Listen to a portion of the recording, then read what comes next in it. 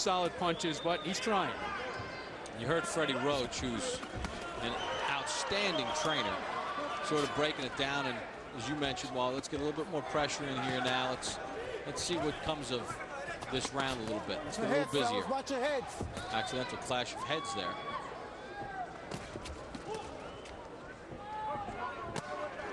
A good short right hand there by Omar Nino. A hook to the body, right on the belt line. Viloria and Nino. And you could just, he's being worn out for a low blow, Omar Nino. But you could see what Nino is doing. He's coiled like a spring. He is ready to react to anything Brian Viloria does. And because of that, Viloria is very hesitant to do anything.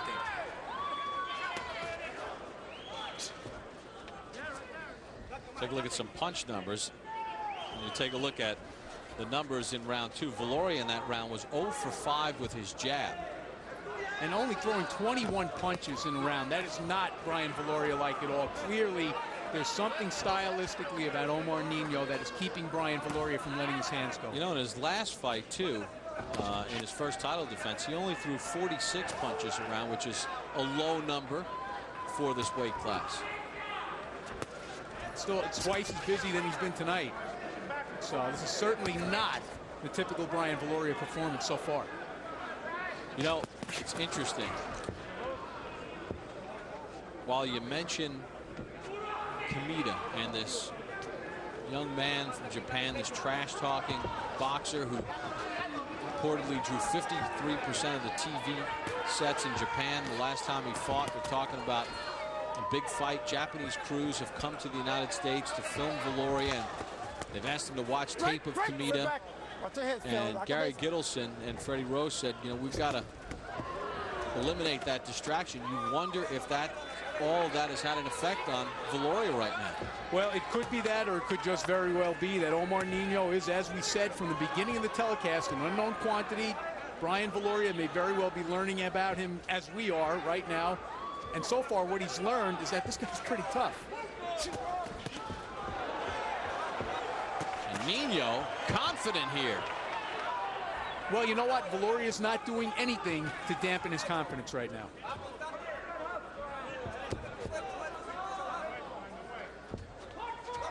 He has taken Brian Viloria out of his game plan. Well, the 1 minute in between rounds from the Viloria camp is going to be to figure out how to get back on beam. Nino, very confident here near the end of the third.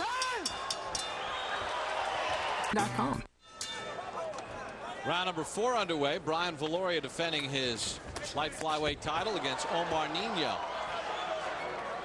And we listened into the corner of Viloria, Wally, between rounds 3 and 4. Yeah, and you know, one thing about Freddie Roach, he's not a yeller and a screamer. He's a low-key guy, but he said, you know, you can't hurt him with just one punch. You got to go after this guy. I mean, clearly Freddie Roach sees that there's a problem, and I noticed in the Nino corner, they were happy as hell over there. They're very happy with what the man has done so far. Viloria got in one good shot near the end of the round, but Nino got in a couple. And here's, you take a look at the numbers through 3 rounds, or in round number 3. Viloria just 8 of 32. Nino 20 of 76. That was in the 3rd round. How about in the last 2 rounds, Wally? Viloria is a combined 0 for 10 with his jab. That's inexcusable. It's because he doesn't want to let his hands go. He's afraid of being countered. When I say afraid, I don't mean, you know, that there's anything cowardly about that, but he knows that when he lets that hand go, he's going to pay for it, because Nino is a good counterpuncher. He came as advertised. But if you start the sequence, if you're Viloria, I'm just asking, if you start this sequence with, you know, good, strong, double, triple jab, you can then start dictating the terms. Absolutely, but he seems unwilling or unable right now to start the sequence, as you put it very well. I mean, you know, that's exactly right. You have to commit yourself to what you're going to do and do it. Right now, Brian Viloria is not committing himself to anything.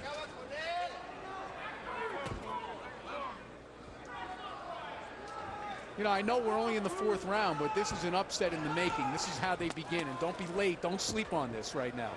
Omar Nino, on my card, is winning this fight.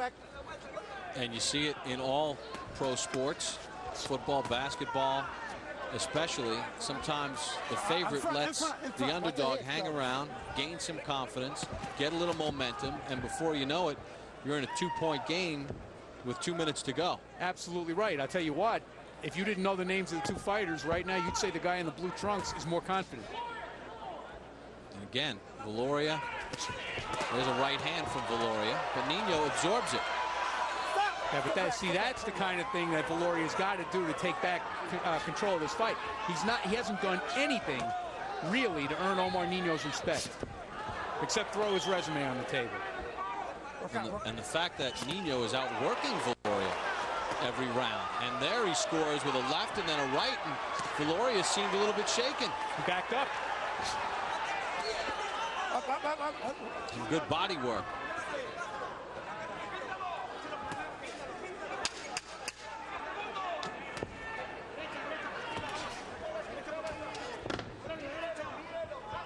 Final seconds of the fourth. Omar Nino gaining confidence on fight night.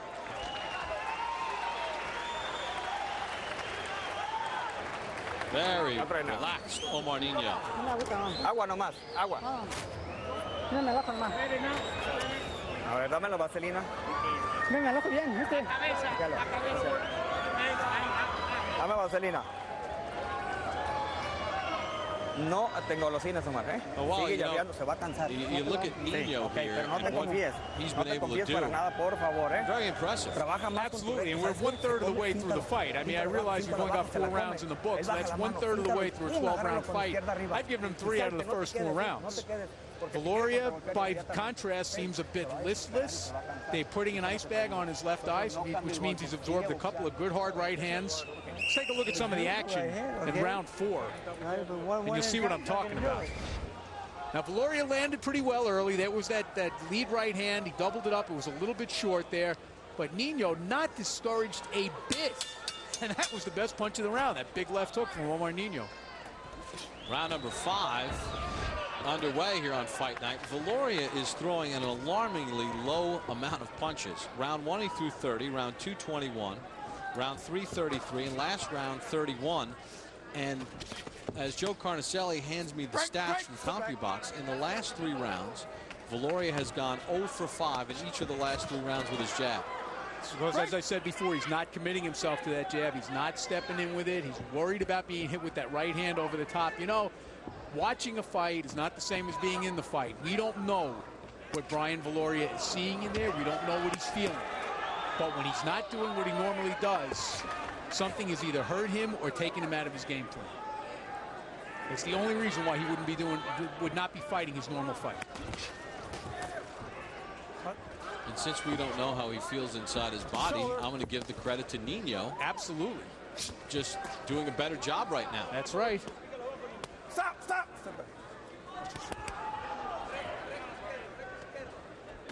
He is winning this fight, and we're heading toward the halfway point. I mean, Brian Viloria's got to do something. He's got to find some way to get himself back into this fight. And you just saw it there, 4 unanswered punches from Nino. Now, they all didn't land, but nothing coming back from Viloria. Nino is first.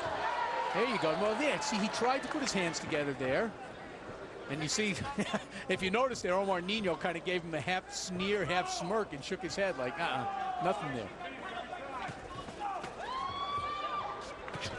You know, Nino is not good body work by Nino. He seems stronger than Viloria right now. Pushing him off with his shoulder and his elbow. Definitely scored with a left hook in there. Well, he, like Viloria, at times has campaigned as a flyweight, but his last couple of fights have been at the light flyweight. But it just might be a little bit stronger. You know, one of the reasons why Nino got this fight, because he's not ranked in the top 5, is because A, he had a visa, and B, capable boxing people from Mexico like Rafael Mendoza were able to verify his credibility that he was going to show. And not only is he shown, he's showing a good effort. He's just getting his hands off faster than Viloria. He's doing what he wants to do a lot better than Viloria is doing. Viloria looks frustrated. He really does.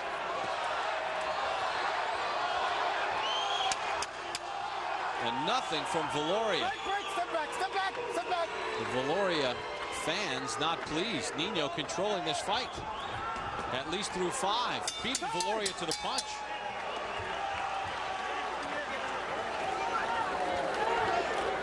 All right? Yep.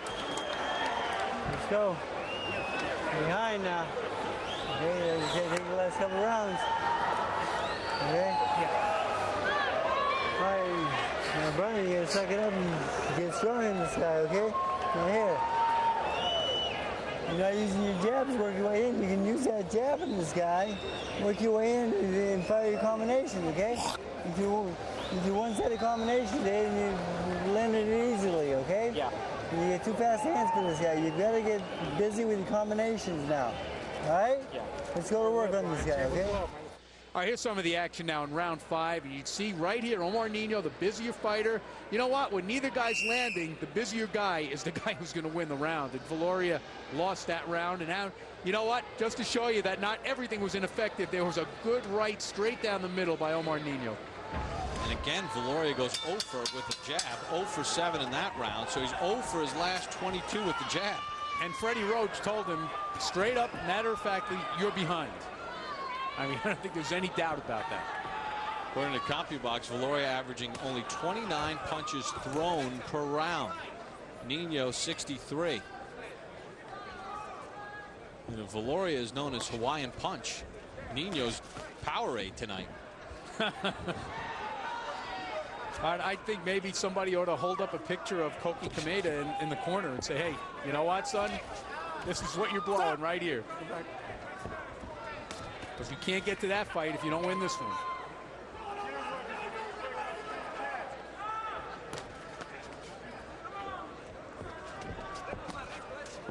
And if you think we're overplaying the hand of this proposed Viloria Kameda fight, I mean, how many big 108-pound fights have there been?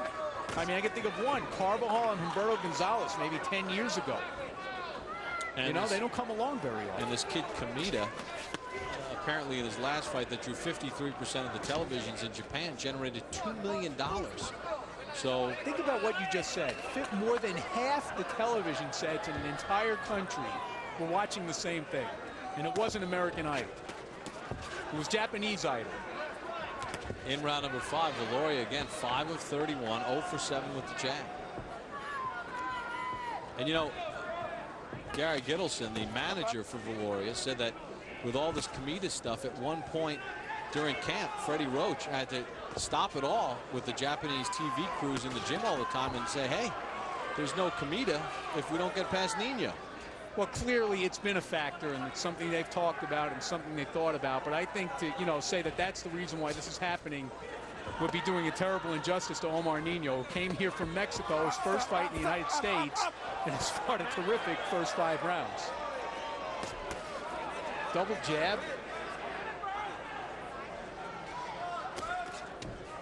Workout, break.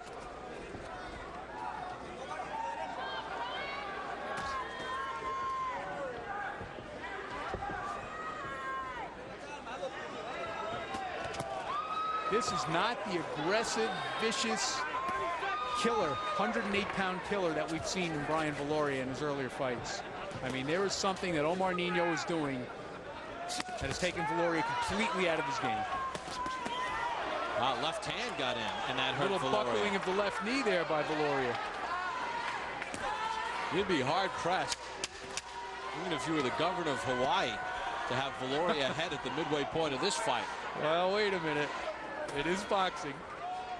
It's fight night on OLN.